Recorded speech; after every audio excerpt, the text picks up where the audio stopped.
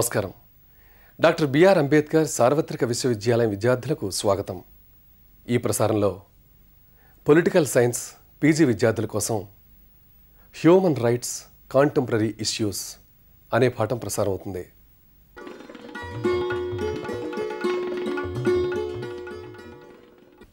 In the discipline of political science, there have been major paradigmatic shifts. The discipline for a very long time was concerned with the study of the state. Later, it became a study of power. But during the 1950s, there was another major shift where the discipline started examining the public policy. But of late, the concern of the discipline of political science shifted from power to freedom. It is in that context the discussion on human rights become extremely important from the point of view of the discipline. Further, that the contemporary debate on human rights is influenced by the fact that we are living in the decade of human rights education of United Nations, and the Universal Declaration of Human Rights is celebrating its 58th anniversary. There have been lots of debates about human rights. To start with, we can ask one question, that what constitutes human rights? There has been a universal acceptance that human rights define the self-respect and dignity of the human being, and believe that every human being who is born in this world is entitled for dignity and self-respect. In fact, that is only the contradistinction between the animal and the human being. So therefore, based on dignity and self-respect, the entire debate on human rights has been constructed. Now, when the Universal Declaration of Human Rights has been adopted, it was a major civilizational development in the sense that there was first time that there was a consensus among the Committee of the Nations that rights can be universal, cutting across ideologies and frontiers of the nations. And several nations in 1948 have been signatories to the Universal Declaration of Human Rights. Now, what have been the major influences on the Universal Declaration of Human Rights? The notion of rights, to be more specific, start with the Magna Carta of 1215. Magna Carta was the first encounter between the citizen or between the individual and the state. Although Magna Carta was not a struggle between the people and the state, it was the real estate owners, the property barons who started fighting for rights against the monarchy. But that marks the beginning of the notion of rights. Now, Magna Carta therefore has paved the way for later developments of the liberal theory. Now, in liberalism, it is believed that the state is founded on rule of law. If you go to Rousseau, one of the first interpreters of rights, Rousseau argues that in the state of nature, human beings enjoyed unrestrained freedom. But they entered into a contract which became political and also social. Rousseau asks a question that by becoming members of the state and also members of a society, human beings had to surrender a part of their freedom. Why did they surrender the freedom when they became members of a social or a political organization? Rousseau's viewpoint is that in the state of nature, while human beings enjoyed unrestrained freedom, the relationship between human beings were mediated through force. So therefore, those who are able to wield more force were constantly becoming a threat to those who are more vulnerable and those who are very weak, and therefore human beings were living under constant insecurity. It was this limitation of the human species that they were suffering from insecurity that led human being to accept a social organization and also a state, and state therefore was founded in certain form of power. But Rousseau says that the force which human beings used without any restraint was brought under law. So therefore, the origin of the state was nothing but the force which was used without law was brought under law. That's how rule of law becomes extremely important both for origin of the state and therefore for a debate on human rights. Now later liberals, from Rousseau if you go to Thomas Paine, Paine thought that human beings surrendered a part of their freedom in the sense that human being has lost a right to judgment. If two human beings enter into a conflict, they have lost a right to judge who is right, and that right is surrendered to the state or a third party. And the third party started mediating the relationship between the human beings. That is how the Thomas Paine thought that human relations moved to a more objective level because of the notion of rights. Now subsequently James Mill, J.S. Mill, in his book on liberty has argued that unrestrained freedom of thought is one of the important marks or important essences of human rights. Now there he says that no human being should be prevented from engaging himself or herself in the total unrestrained, even assuming an anarchic form of thought, because in the human history, by preventing thought, whether it was a death of Socrates or Jesus Christ or later the Bruno or the Copernicus, Newton, all of them have faced problems. Bruno was burnt alive by the orthodoxy and the religious forces, and therefore Mill argues that human mind should be allowed to think freely, although the ideas may not be palatable to the contemporary times, as the ideas of Socrates were not palatable to the contemporary times, but the knowledge has to be preserved for the posterity, and therefore freedom of thought is necessary as a part of the human existence. And therefore Mill argues in his book Liberty that one has to respect the freedom. But at the same time Mill argues that while freedom of thought is very important, freedom of action should be governed by certain regulations and certain norms. Therefore rule of law becomes important in the discussion. Of course now Rawls has taken the argument further and argues that we should not only talk about freedom, but we should also talk of justice, and that is how the liberal theory from Rousseau or from Locke to Rawls has evolved, and all these ideas have contributed in enriching the liberal legacy, and that is how the liberalism has contributed enormously to the enrichment of the notion of rights and subsequently human rights. Therefore in the Universal Declaration of Human Rights, if you see from the article 3 to article 19, you find that there is a marked influence of liberalism on the declaration. The second major influence on the Universal Declaration of Human Rights was the socialist thought. Although in classical Marxism, Marx thought that rights are not affirmation of human freedom, but they are constraints on human freedom. And Marx argued that the need for rights arise because human beings have adversarial relations. Now why one human being has an adversarial relation with another human being, with the point that Marx debated a lot, and he said that the egoistic individual whom the capitalism has created entered into an adversarial relation with another human being, and therefore there is a constant tension between one human being and another, and the rights are the mediating mechanisms between one human being and the other. So therefore Marx thought that affirmation of freedom is possible only when you resolve the contradiction between human being and not merely manage the existing relation through the mechanism of rights. And therefore Marx offered a critique of human rights, and he also thought that the economic basis of the human being is very primary for the very motion of the human society, and therefore Marx contributed in an enormous way to the material existence and the importance of the material existence of the human being in the progress. Now this whole thought of Marx, later of course Rosa Luxemburg, Gramsci, several people, Mao Zedong, all of them have developed the thought later. But the Marxism in concrete, as when the Universal Declaration was adopted, was the Marxism which was practiced in Soviet Union. And the Soviet Marxism believed that economic, social and cultural rights of human beings are more important than civil and political rights, which liberal theory has brought into importance. And therefore in the Universal Declaration of Human Rights, the entire influence of socialist and Marxist thought and practice is found between the article 20 to 27.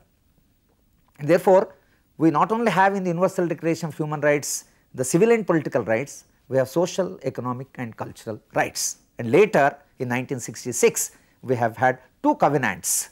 One is the civil and political rights, another is the social, economic and cultural rights. Now, the third major influence on the Universal Declaration of Human Rights was the struggle that human beings carried in the third world, what we popularly call as anti-colonial struggle. The anti-colonial struggle brought not only the notion of rights, the whole concept of freedom of a nation from another nation which was ruling it. And therefore, the people of Africa, Latin America and Africa carried struggles to become free. And during these freedom movements, the aspirations of the common people, very ordinary people who are mobilized as a part of the freedom struggle, those aspirations were providing the historical context in which Universal Declaration of Human Rights became possible. Now, the fourth major influence on Universal Declaration of Human Rights was that humanity experienced the stranglehold of fascism and the enormous torture and the enormous repression that the people suffered. Millions of people were cold-bloodedly killed during the fascism and during the Nazism, and humanity was in a very repenting mood. It was so resenting that why human beings indulged in such an enormous torture and cruelty. Now, therefore, they thought that if you want to make human society safe, there has to be a framework of human rights. If you want to prevent another fascism or another Hitler, that is possible only by having a human rights charter. In fact, in the preamble of the Universal Declaration of Human Rights, it is stated that if the society is not guaranteed of the rights, or if human beings are not given rights, there is always a historical possibility of rebellions. So, in fact, the preamble says if you want to prevent rebellions, the only way to prevent them is to create a world which is safe for human rights. Now, that historical influences have made the Universal Declaration of Human Rights possible. But during the last 5 decades, very interestingly, that there are lots of criticisms against Universal Declaration of Human Rights. One remarkable thing that happened is from the Universal Declaration of Human Rights to the present, United Nations has announced or pronounced or covenants or the conventions, there are 100 conventions adding or enlarging the notion of human rights. A study of these 100 conventions would reveal that how complex human life is and how complex the whole notion of human rights could be. But basically, the human rights of the kind that you find in the Universal Declaration of the Charter, Human Rights Charter, the first attack came from America itself. United States of America was not a signatory to the Universal Declaration of Human Rights, and they have not signed the Universal Declaration of Human Rights on the ground that social, economic and cultural rights should be left to the market forces and to the private individual, and that should not constitute the notion of rights. America was willing to accept civil and political rights, but not the social, economic and cultural rights. That was the major difference between the liberalism and the Universal Declaration of Human Rights. That can be considered as one of the liberal critiques, that civil and political rights should have a primacy over social, economic and cultural rights. But in the recent past, the critique of the entire notion of human rights came from the third world societies. Now, the third world societies, particularly led by China, are arguing that Universal Declaration of Human Rights is based on European legacies, and it is a product of the liberalism, and therefore, it may not be possible for the developing third world countries to observe the standards that have been set by the Universal Declaration of Human Rights. It sets standards which most of the third world countries, given their economic development, given their political development, may not be possible for them to observe those standards. Therefore, they have brought in 2-3 major criticisms against the notion of rights. The first criticism is that the rights basically are Eurocentric. In other words, they are the products of Europe, and therefore, for the third world there is a need to reconsider the whole notion of rights. They have also brought in another question, that is that international agencies like United Nations or international agencies like Amnesty or other Asia Watch should not go on criticizing the third world countries, because after all each country is a sovereign country. And in a sovereign country, it should be for the country to decide or to define what rights they would like to observe and uphold. It is not for international agencies to judge a developing country from the standard of Europe, which has had industrial revolution, which has had a lot of political development, there were turmoils, and therefore you can't fix international standards for developing countries like China, India or some of these African countries, and therefore they are saying that human rights should be located in the domestic jurisdiction and they should not be in the international jurisdiction. Another important criticism that the third world countries are offering today, or they are trying to argue, is that cultures of the societies are different and the rights are also culture specific. Now, what exactly they mean by culture specific? I can give an illustration. The illustration is that in most of the Asiatic countries, the notion of individual rights, which is very important for liberalism, may not be relevant. For example, if a Dalit boy commits some offence, it is not that the boy is punished, sometimes the entire Dalit community may be punished. Or if something happens to a Dalit woman, the entire Dalit community may respond. In other words, our responses are collective and not individualistic, of the Western kind. And when society responds in a collective way, can you apply the notion of individual rights to a collective, where behavior is conditioned by the collective concerns and not individual concerns? And therefore, they are talking of cultural relativism. And therefore, they are saying that Universal Declaration of Human Rights, which says that rights are universal, may not be universal because of the cultural heterogeneity and cultural variations of the different countries of the world. And therefore, a lot of debate today is going on all over the world that perhaps Universal Declaration of Human Rights may have to be redefined or may have to be redesigned. Now, this is one part of this. Another major criticism came from the Islamic societies. Now, the Islamic societies are arguing that the rights have a divine origin and human beings should not go on interfering with the divine order, and therefore, whatever scriptures we have which set the standards, that should be more sacrosanct than the Universal Declaration of Human Rights.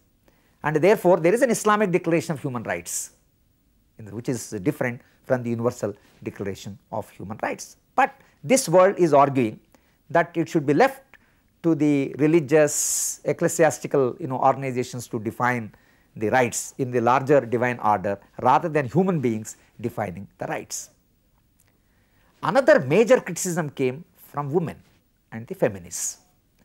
Now, the feminists are arguing that this atomistic individual who is the reference point in the Universal Declaration of Human Rights can be only man, it can't be woman. And their argument is that a woman's life is constantly linked with another life, whether it is the bearing the child, whether it is the rearing the child, or whether it is the bringing up the people or bringing up the children, that makes woman's life interdependent.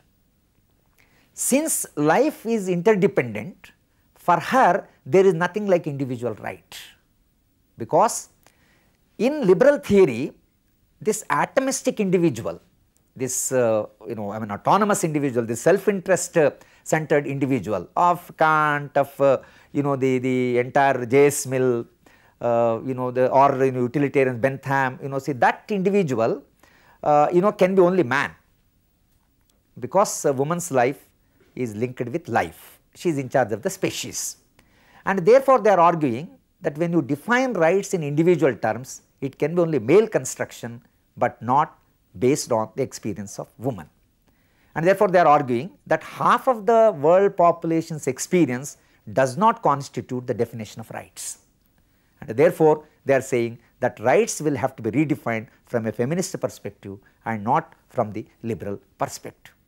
Now, all these criticisms that are now levelled against the Charter on Human Rights will have to be taken very seriously. So, therefore, the debate on human rights, both in terms of theory and also in terms of practice, entered a very critical phase after 50 years of the Universal Declaration of Human Rights. From here, where do we go? That is the question that one has to ask. Now, is it that the entire notion of rights will have to be abandoned, or is it that it has to be improvised, or it has to be completely say reformed, or I think these questions will have to be debated.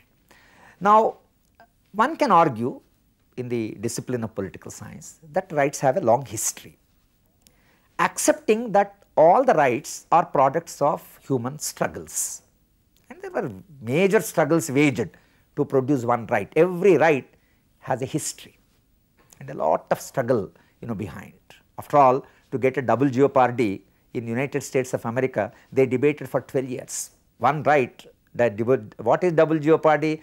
For one offence, there should not be two punishments. This was debated for 12 years. So, therefore, every right has a long intellectual turmoil and long concrete experience of the human society. So, therefore, the entire notion of right should be considered as a common heritage of the human society, and therefore, it is not abandoning the rights, but it is a question of improving, enlarging the notion of rights. And therefore, when we talk about the entire notion of rights, one thing that we should now debate is that can we say that civil and political rights, social, economic and cultural rights are dichotomous. Dichotomy means if you can give civil and political rights, you can't give social, economic and cultural rights, or if you can give social, economic and cultural, you can't give civil and political. Is this true? Is this a correct intellectual philosophical position? In other words, freedom and control, they are pitted one against another. That is, if a society is democratic, it can't guarantee economic rights. If a society guarantees economic rights, it can't have democracy. This is the type of argument that is going on in human rights. Now, we have to resolve this conflict. If you have to resolve the conflict between the liberal and the Marxist critique, this could be done by one factor, that is that human beings need freedom, right, to write poetry if they have food. But suppose human being also needs the freedom to ask for the bread. If he is hungry, he will use his freedom to ask for a bread. But if he gets a bread, he needs freedom to write poetry. In other words, just I will give bread that you keep quiet, or I will give you freedom but I will not give you the bread, that they are dichotomizing the bread and the freedom is not a very correct position as far as human being is concerned, because human being needs food and human being needs freedom. This is what Amartya Sen has been arguing throughout, that he calls he combines freedom, and he says when you solve the problem of poverty, he does not call it as a poverty elevation, he calls it freedom from hunger. So, that means the source of freedom, if a human being is free from hunger, he is free. So, therefore, that also constitutes the freedom, and therefore, one has to have an integrated view of human rights as far as economic, social, cultural rights and other rights are concerned. Similarly, when feminists are arguing that the rights of are essentially liberal and they are Eurocentric or male construction, while that may be partly true, that while women's experience will have to be incorporated in the notion of rights, perhaps if you say that the rights are to be today have to be defined only from the feminist perspective, that perspective will have to be incorporated, and we have to see that how the totality of human experience can be brought into the notion of rights. So, therefore, I think we have to today based on the theoretical debates and the concrete experience, maybe we have to enlarge the definition of human rights, and for a student of political science and human rights, these debates are extremely important.